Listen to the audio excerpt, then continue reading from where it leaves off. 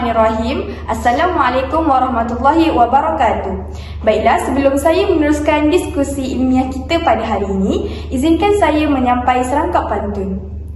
Mencari timba si anak dara, di bawah sarang burung tempua. Salam sembah pembuka bicara, selamat datang untuk semua. Assalamualaikum warahmatullahi wabarakatuh. Salam sejahtera, salam kasih, salam IPG KTHO kelas pertama 2025. Yang dihormati Ustazah Najati binti Jalil, pensyarah penasihat bagi kursus pendidikan Islam, ahli panel dan rakan-rakan seperjuangan sekalian.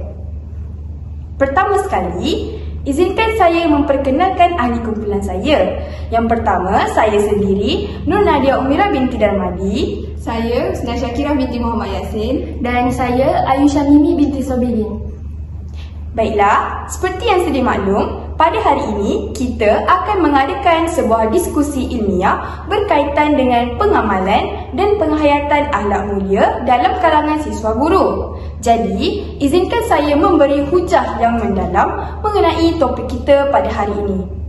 Sebelum kita mengulas tajuk kita dengan lebih lanjut, saya ingin menjelaskan maksud akhlak. Perkataan akhlak adalah kata jamak dari huluk. Menurut Ibnu Asir, huluk atau akhlak ialah bentuk kejadian manusia dari sudutnya yang batin. Permasalahan akhlak pada masa kini menjadi semakin ketara di kalangan pelajar. Jadi, untuk kita bersama-sama memudahkan untuk kita menerapkan amalan-amalan yang baik, siswa guru haruslah mendidik ataupun melatih diri untuk mengamalkan akhlak mulia supaya boleh dijadikan contoh dan tauladan. Akhlak telah menjadi perbincangan yang hangat. Malah, isu ini turut dibahaskan oleh pelbagai lapisan masyarakat. Hal ini menunjukkan pentingnya pengamalan dan penghayatan akhlak mulia dalam masyarakat serta pentingnya penerapan akhlak yang mulia dalam kalangan siswa guru dan masyarakat lain. Secara umumnya, akhlak yang baik adalah hasil daripada kefahaman ilmu pengetahuan yang diperolehi. Untuk pengetahuan semua, Islam merupakan agama yang syumul dan lengkap dalam segenap bidang kehidupan sama ada dalam konteks akidah, ibadah maupun akhlak. Islam amat menekankan penghayatan akhlak mulia dalam kehidupan. Oleh itu, sebagai mukmin-mukminat yang mencari redha Allah, kita sebagai siswa guru perlulah mengamalkan sifat mahmudah dan berusaha sedaya upaya menghindari perbuatan mazmumah. Selain daripada memahami, menghayati dan mengamalkan akhlak mulia, indikator saya yang paling utama ialah berkenaan siswa guru yang perlulah mempraktikkan amalan mulia dalam kehidupan seharian. Pendidikan akhlak dalam Islam amat dititik beratkan bagi melahirkan insan yang sempurna. Siswa guru juga menjadi salah satu golongan yang utama bagi pembentukan akhlak selain ibu bapa. Oleh itu, pendidikan Islam menekankan kemahiran dan penghayatan ilmu bagi melahirkan insan yang bertakwa sejurus dapat mengejar syurga dan pahala dari Allah. Baiklah, antara contoh-contoh akhlak yang mulia yang boleh kita praktikkan dalam kehidupan seharian adalah seperti memberi salam sesama Islam. Memberi salam merupakan amalan mulia yang dipupuk oleh Islam, di mana jika kita memberi salam, kita seakan-akan mendoakan kesejahteraan orang lain, manakala orang yang menjawab salam kita turut mendoakan kesejahteraan hidup kita. Di samping itu, kita dapat mengejar redha Allah dengan membuat baik kepada sesama manusia. Selain itu juga, siswa guru perlu menjaga tutur kata kerana merupakan salah satu akhlak yang mulia. Firman Allah dalam surah Al-Baqarah ayat 83, Bismillahirrahmanirrahim, wa qulu linnasi husnan, sadaqallahul azim, yang bermaksud serta ucapkanlah kata-kata yang baik kepada manusia. Kalau boleh, berdasarkan hadis tersebut, jelas menyatakan kalau boleh kita mestilah mengelakkan penggunaan bahasa-bahasa kesat ketika sedang dalam perbualan, seperti mencara ataupun bercakap benda-benda yang tidak berfaedah. Untuk mendapatkan kesedaran yang mendalam berkaitan pengaplikasian akhlak mulia dalam kehidupan, kita semestinya yang pertama memahami dan menghayati akhlak yang mulia diikuti dengan amalan-amalan mulia yang boleh diaplikasikan dalam kehidupan seharian. Baiklah saudari-saudari sekalian, untuk indikator saya yang seterusnya, saya suka untuk memberitahu bahawa menurut Harun 1988, akhlak mempunyai pengaruh yang besar ke atas diri individu Muslim dan umatnya. Manusia membentuk dan mengolah gerak laku perbuatan dan amalannya mengikut bentuk dan acuan sistem akhlak tersebut. Sememangnya menjadi kewajipan bagi mereka yang mengaku Muslim untuk berakhlak mulia. Mereka bergaul dengan masyarakat dengan penuh lemah lembut dan bertolak ansur, pintar dan berintegriti. Kedudukan mereka dalam kalangan masyarakat seperti bunga yang berkembang mekar, berbau harum dan halus. Mereka bersikap penyayang dan merendah diri. Ini kerana mengucapkan perkataan yang baik adalah hasil daripada akhlak yang terpuji, manakala pengucapan perkataan yang buruk hasil daripada akhlak yang keji. Sehubungan dengan itu, akhlak yang baik menuntut jiwa yang pengasih dan bersikap lemah lembut. Akhlak yang jahat pula menuntut kepada sikap benci-membenci dan saling membelakangi antara satu sama lain. Jika setiap individu Muslim berakhlak mulia, maka sudah pasti masyarakat itu akan dipenuhi dengan keadilan, keamanan dan kesejahteraan serta terselamat dari keadaan huru-hara, perpecahan dan sebagainya. Akhlak mulia merupakan tonggak kekuatan masyarakat dan negara. Oleh itu, setiap individu bukan sahaja dalam kalangan siswa guru wajib berjuang menegakkan akhlak mulia dan berusaha mencegah dan memerangi apa sahaja gejala kerosakan akhlak dalam masyarakat. Jika perkara ini diabaikan, tentu seseorang itu akan rugi dan mendapat kehinaan baik dalam masyarakat maupun negara, di dunia dan di akhirat. Baiklah, dalam konteks kemajuan dan pembinaan tamadun Islam, seseorang individu sangat diutamakan supaya mengiltizamkan diri terlebih dahulu dengan budi pekerti yang luhur, kemudian merealisasikannya pula kepada orang lain supaya mampu membentuk generasi yang akan datang sebagai asas kekuatan umat sejagat. Budi pekerti yang luhur adalah salah satu sifat yang dimiliki oleh Rasulullah SAW dan telah menjadi amalan harian baginya kerana akhlak itu termasuk setengah daripada iman. Baiklah, seterusnya, pembangunan negara tidak bermakna sekiranya insan itu runtuh akhlaknya. Justru itu, ahli pendidikan bermuafakat bahawa pendidikan akhlak adalah sesuatu yang penting dalam kehidupan manusia. Kemuliaan dan kebahagiaan aman dan tenteram bergantung kepada sejauh mana kejayaan dalam pendidikan akhlak. Akhlak adalah sifat yang sangat-sangat penting dalam membezakan antara manusia dan binatang. Baiklah, saudari-saudari sekalian, indikator saya yang terakhir ataupun hujah saya yang terakhir untuk tadi kita pada hari ini ialah penghayatan akhlak mestilah dipandang serius oleh semua masyarakat, bukan sahaja dalam kalangan siswa guru. Manusia yang sempurna ialah manusia yang berilmu dan berakhlak mulia. Maka seseorang yang jahil tetapi berakhlak mulia lebih baik daripada seseorang yang berilmu tetapi tidak berakhlak.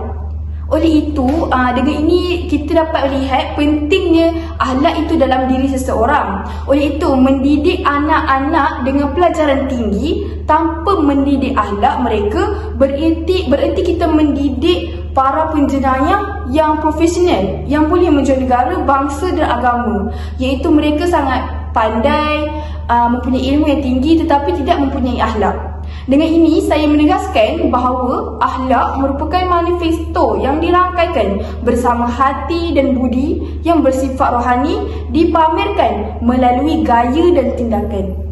Lantaran itu, untuk membina dan membentuk akhlak individu dan masyarakat, ia haruslah terlebih dahulu melalui pembentukan yang bersifat rohani.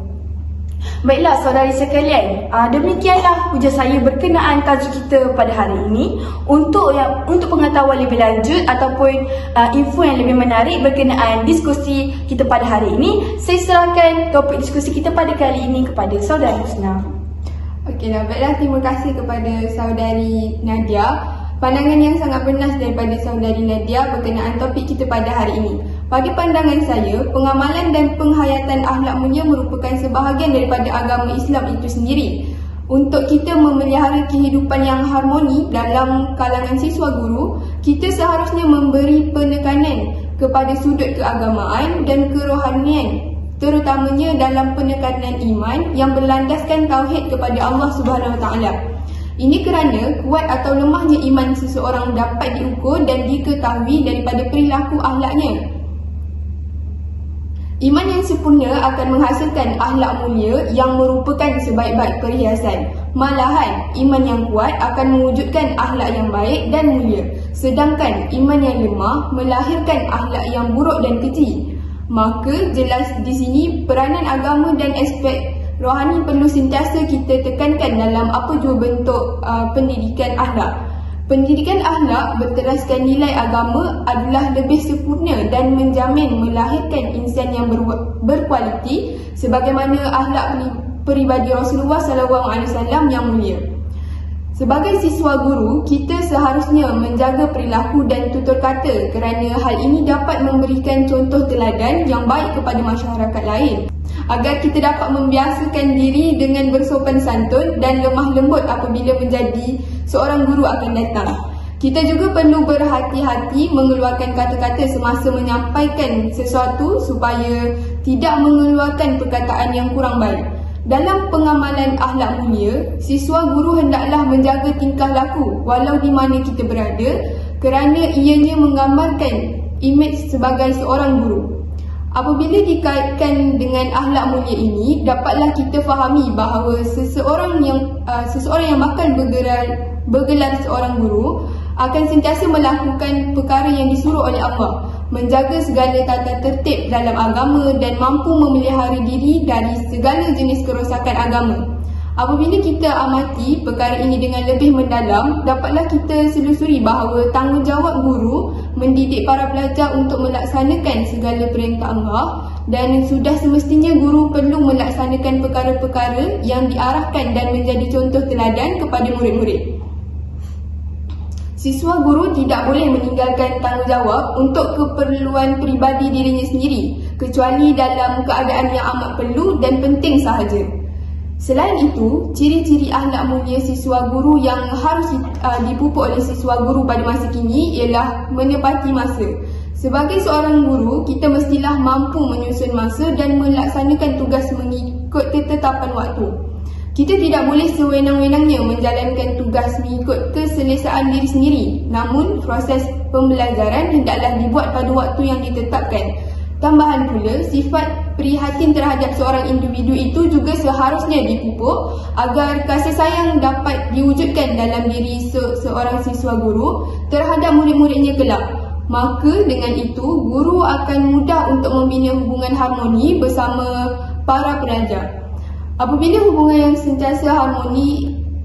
hubungan harmoni dapat dibina, maka guru akan sentiasa prihatin dengan murid-muridnya. Dari perspektif yang lain pula, kita dapat lihat keikhlasan siswa guru dalam menyampaikan ilmu juga amat penting kerana ikhlas itulah yang akan membina jiwa seseorang guru untuk terus melangkah, untuk terus bersemangat, untuk terus melangkah melaksanakan amanah yang dipikul. Jika kita lihat pada masa kini, sistem pendidikan yang sering berubah-ubah sehingga mengundang keresahan kepada banyak pihak, sesekali tidak akan mengganggu perjalanan hikmatnya kerana keikhlasan yang dipikul itu sudah dipacak kukuh di jiwanya. Bagi saya, keikhlasan inilah yang menjadi penguat kepada guru-guru untuk terus memberi hikmat apabila menjadi guru suatu hari nanti. Sebagai siswa guru yang bakal bergelar guru, kita seharusnya meyakini Pekerjaan sebagai seorang guru ini merupakan landasan pahala yang besar kepada seorang guru. Ilmu yang dicurahkan dapat membentuk insan yang hebat dan bertakwa, akan mengalirkan pahala berpanjangan apabila di hari akhirat kelak. Malah setiap butir mutiara yang dimanfaatkan oleh murid-murid akan menjadi saksi atas kegigihan dan kesungguhan seorang guru untuk membentuk generasi di masa hadapan. Inilah pahala yang besar yang mungkin tidak kelihatan di dunia, tetapi percayalah pahala ini akan dituai ketika di akhirat kelak, insya-Allah. Sebagaimana yang kita tahu, guru-guru adalah model yang menjadi contoh kepada murid-murid. Guru bertanggungjawab membina hubungan dengan setiap murid dan memandang mereka sebagai individu yang mempunyai berbagai keistimewaan. Guru yang baik dan berakhlak mampu melihat kebolehan pelajarnya. Seterusnya, sifat amanah dan bertanggungjawab amat penting. Hal ini dikatakan demikian kerana apabila ibu bapa kepada murid-murid memberi kepercayaan kepada guru-guru, mereka hendaklah menerima murid-murid ini sebagai amanah yang besar. Secara keseluruhannya, dapatlah difahami bahawa pembinaan akhlak yang sasiah mulia dalam siswa guru ini perlu dipupuk sejak awal lagi agar dapat melengkapkan diri mereka dengan kefahaman yang mendalam mengenai akhlak-akhlak yang terpuji. Baiklah, itu sahaja diskusi saya pada hari ini. Saya serahkan kepada Saudari Anu. Terima kasih Saudari Husna, penerangan yang sangat menarik. Baiklah, saya akan teruskan diskusi ilmiah kita pada hari ini dengan pendapat saya. Pada umumnya, seperti yang kita sedia maklum, akhlak yang baik bukan sahaja perlu diterapkan dalam kalangan siswa guru. Malah, umat Islam juga perlulah sentiasa menunjukkan contoh akhlak yang baik dalam kehidupan seharian untuk menjaga imej umat Islam.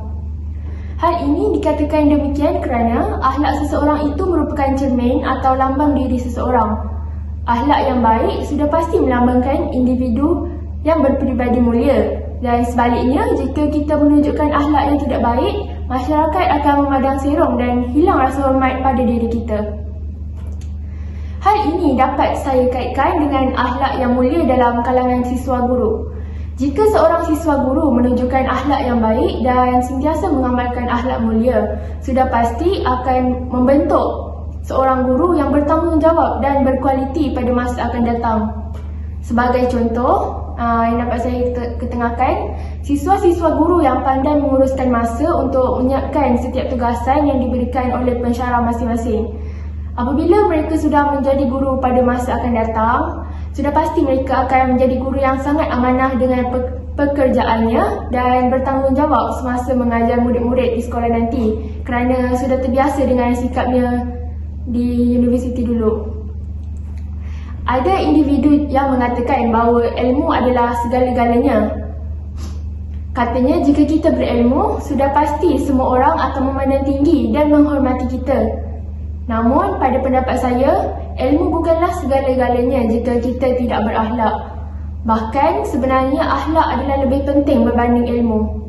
Oleh itu, sebagai seorang siswa guru, kita perlulah sentiasa menjaga akhlak dan perlakuan walaupun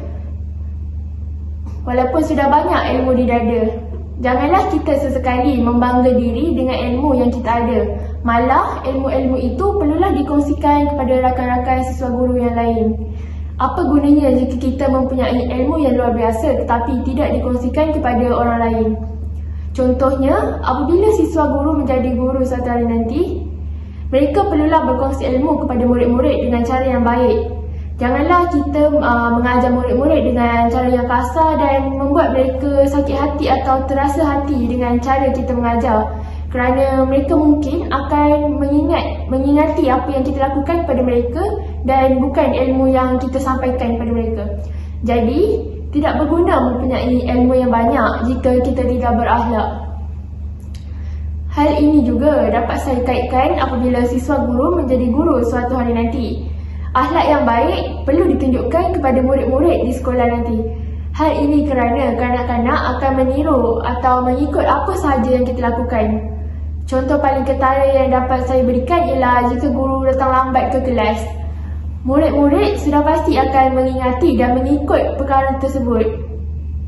Mereka juga akan datang lambat ke kelas dengan alasan guru mereka juga datang lambat ke kelas. Jadi mengapa mereka tidak boleh datang lambat kan? Okey. Seterusnya, perkara ini jelas menunjukkan betapa pentingnya penerapan akhlak mulia dalam kalangan siswa guru. Sedangkan Rasulullah SAW juga pernah bersabda, "Akmalul mu'minina imanan ahsanuhum khuluqan," yang bermaksud mukmin yang paling baik imannya adalah mukmin yang paling baik akhlaknya. Hadis riwayat At-Tirmizi. Hal ini tidak dapat lagi kita nafikan kerana akhlak seseorang itu memberi impak yang sangat besar dalam kehidupan individu ataupun muslim yang lain. Pelbagai contoh impak atau keburukan telah saya berikan jika kita sebagai siswa guru tidak menunjukkan dan mengamalkan akhlak mulia. Contoh-contoh tadi juga boleh dijadikan alasan betapa pentingnya akhlak mulia dalam kehidupan seharian seorang muslim. Hal ini kerana dengan akhlak kita dapat menjalani kehidupan di dunia dengan redha Allah sesuai dengan ajaran sunnah Rasulullah SAW serta dapat mengumpul pahala kita sedikit demi sedikit sebagai bekalan kita di akhirat kelak. Itu saja perkongsian saya pada hari ini. Saya serahkan balik kepada moderator kita. Baiklah, kita telah sampai kepada penghujung diskusi berkenaan topik kita pada hari ini. Baiklah, itu saja daripada kami. Yang baik datangnya daripada Allah, yang buruk datangnya daripada kelemahan kami semua. Sekian, wabillahi taufiq wal hidayah. Wassalamualaikum warahmatullahi wabarakatuh.